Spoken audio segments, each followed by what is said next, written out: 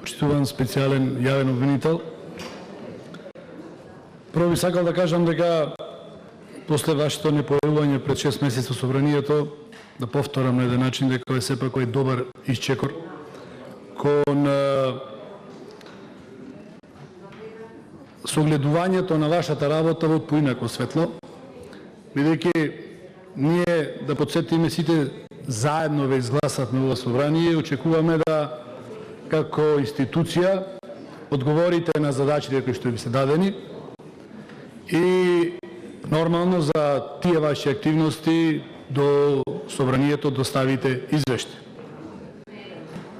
Би се задржал на извештајот и пред тоа би сакал да констатирам дека се надеваме дека на крајот на овие реплики кои што ви ги даваме за вашиот одговор, дека ќе добиеме и одговори и се надевам, бидејќи очигледно повеќе пратеници беа со излагање и со реплика за вашето излагање, дека ќе почнете да ги запишувате прашањата, гледам тоа е добро, отворивте тетрадка да го зедовте пенкалото вратце, значи стварно ќе запишете прашањата и се надам дека стварно на крајот и ќе добиеме одговори на овие наши прашања. Би сакал да искоментирам неколку работи из извештајот пред да поставам 4 прашања кои што ги имам за вас.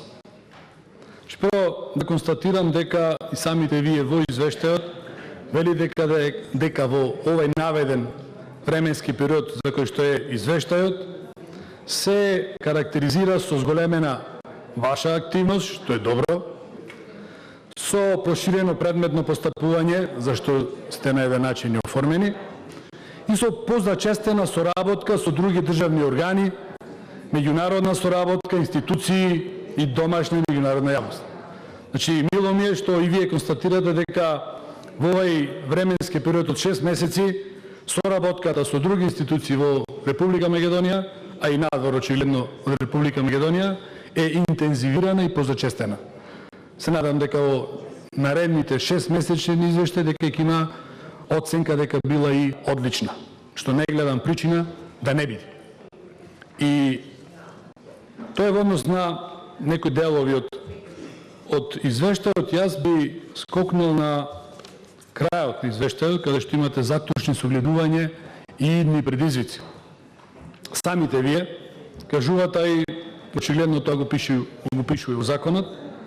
Значи, основна задача на ова јавно обвинителство е да утврди кој, на кој начин и за чии и какви цели вршел незаконско прислушкување во периодот од 2008 година до 2015 година во Република Македонија. Бидејќи ова е основна задача на вашето јавно обвинителство, би сакал пак да го поставам прашањето. Колку прислушкувани разговори се во рацете на лидерот на Социјалдемократскиот сојуз Зоран Заев?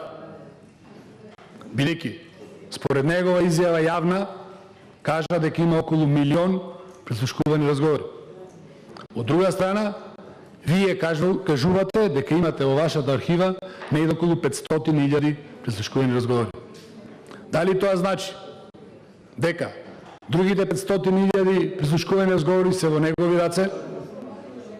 Дали тоа значи, и прашувам, ево, првото моје прашање, дали покренавте постапка да ги прибавите останатите 500.000 разговори кои што се наоѓаат во рацете на лидерот на Социјалдемократскиот сојуз? Тоа е првото прашање и барам конкретен одговор, бидејќи очигледно тој одговор не можам да го добијам од извештајот кој што го гледам пред себе.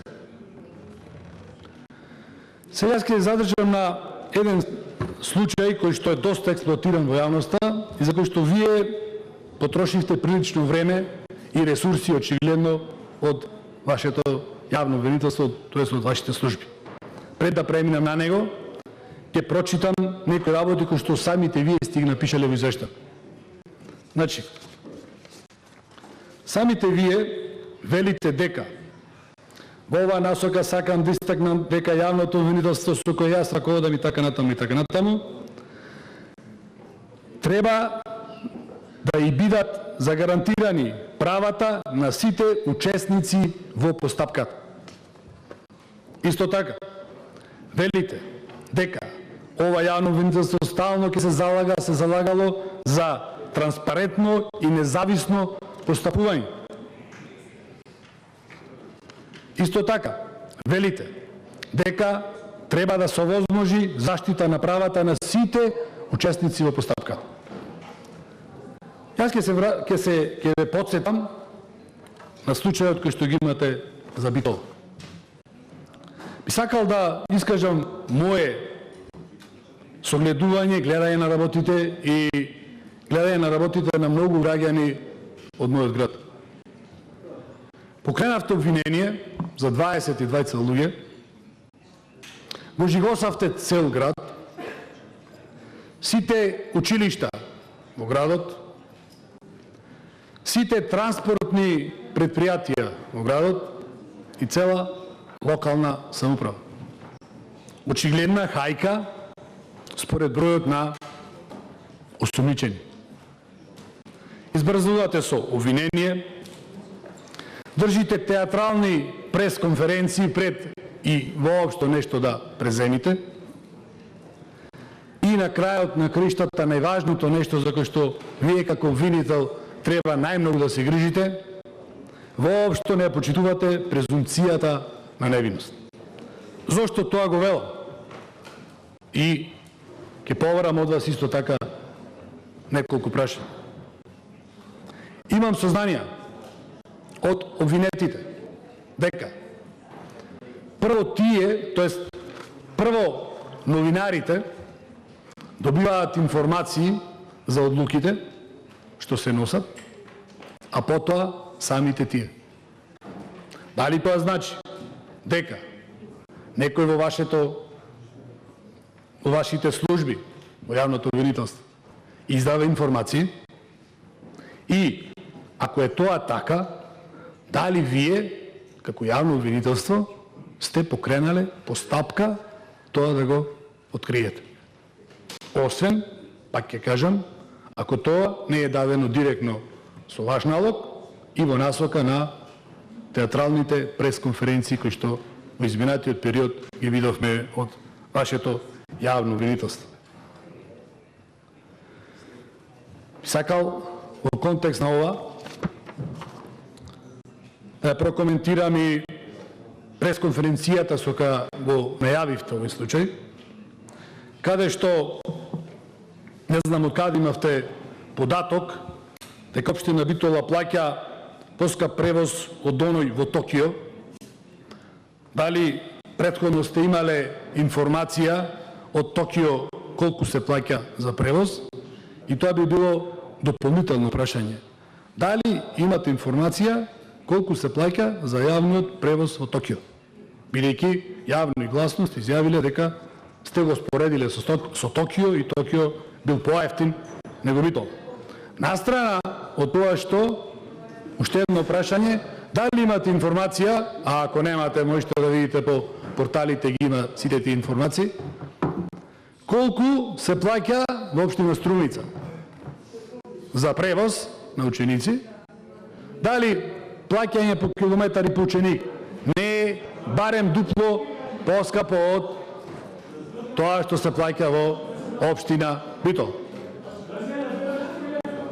Чисто ме интересира како информација, бидејќи спомнато е Токио, дали имате информација и за општина Струмица. И на крајот на пресод сте побарале од новинарите дека сумата која што беше објавена тогаш 360.000 евра како штета која била направена, била објавена погрешка и сте замолиле да не се објавува. Не знам дали било така или не, меѓутоа, кога веќе е тоа излезено во јавноста, барам прашање и одговор од вас. Дали сумата 360.000 е грешка? Ако не е грешка, од каде дојдовте до таа сума? Или пак ќе повторам, и ова е во интерес на театралноста на вашите пресконференции, а спротивност на презумција на невиност спротивност на основните постулати, што едно јавно обвинителство треба да ги прави, а тоа е тајноста на постапка. Значи, со овие примери гледате дека нема тајност во вашите постапки, гледате дека новинарите, широката јавност многу побрзо дознаваат информации него ли самите обвинети, и затоа ќе ве молам да ми одговорите на овие 2-3 прашања. И на крајот, за вашето барање имате 3 барања до нас како собрание, и јас би дал една сугестија до сите пратеници во собранието на Република Македонија, пред и воопшто да ги разгледуваме вашите барања, да ги сослушаме вашите одговори. На еден начин, пред 6 месеци не бевме удостоени со вашето присуство и бевме нелегитимни за вас, не само ние, туку и сите институции.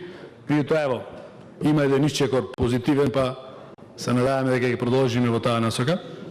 Значи, прво да ги слушнеме и вашите одговори, па после ќе дискутираме и за вашите барања. Меѓутоа, јас би имал коментар на едно ваше барање, каде што бара да се пролонгира рокот на функционирање на вашето обвинителство, и би искоментирал само една работа, тоа е дека на почетокот се определи одреден број на јавни обвинители кои што беа дадени за работа. Самите вие изјавивте дека нема потреба од толкав број на јавни обвинители и побаравте бројот нивни да се намали за 2 и нормално со име и со презиме ги кажавте луѓето кои што не очекувате да бидат повеќе во вашиот тим. Така да самите ви изјавивте дека нема потреба од толкав број на ангажман на луѓе. Меѓутоа, веројатно, од кога се соочивте со материјалите кои што треба да ги обработите, легитимно ваше право е да побарате повеќе време, и пак ќе го повторам ставот на пратеничката група на ВМРО ДПМН. Значи, ние сме спремни да ви додадеме уште колку што сакате јавни обвинители, за да навреме си ја завршите работа. Кажете бројка, 5, 10, 15, 20, нема проблем. Како собрание и како пратеничка група, ние тоа ќе го поддржиме. Се во интерес, заради тоа што од почеток и дадовме поддршка, се во интерес да се дознава истината. Меѓутоа, би сакал да поставам едно прашање поврзано со ова. Се зборува во Битола дека двата обвинители кои што сте ги истерале од работа не се истерани заради тоа што имало многу работа, туку се истерани заради тоа што не се согласувале со вашите насоки и вашите притисоци да покренат обвиненија во Битола за случајот транспортер. Барам одговор. Дали е вистина дека тие се истерани од работа заради несогласување за конкретниот случај и обвинение кој што покренувате за превозот во Битола? Ви благодарам, се надевам дека ќе добиеме одговори на сите овие наши прашања. Благодарам. Благодарам, господин Илиевски.